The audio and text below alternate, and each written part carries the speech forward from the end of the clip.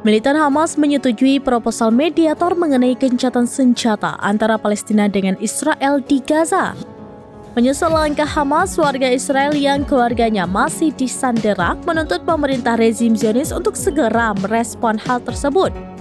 Dikutip dari Al-Mayadin, keluarga para tahanan Israel memblokir jalan Ayalon di Tel Aviv. Mereka meminta pemerintah Israel untuk tidak membawa waktu setelah Hamas menyetujui proposal gencatan senjata itu. Menurut laporan media Israel, demonstrasi yang dilakukan oleh keluarga tahanan menutup jalan Begin di Tel Aviv di kedua arah.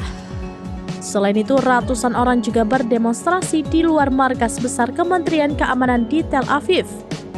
Diakui salah seorang demonstran, mereka menyambut baik langkah Hamas dengan gencatan senjata akan mempercepat kepulangan 132 tahanan.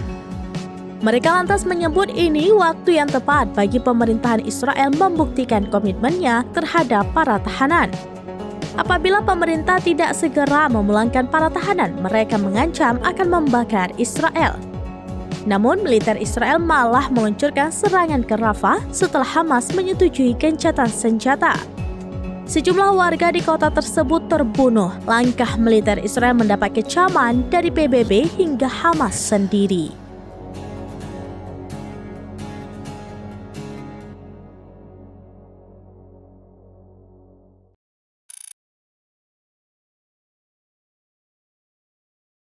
Download Tribun X sekarang, menghadirkan lokal menjadi Indonesia.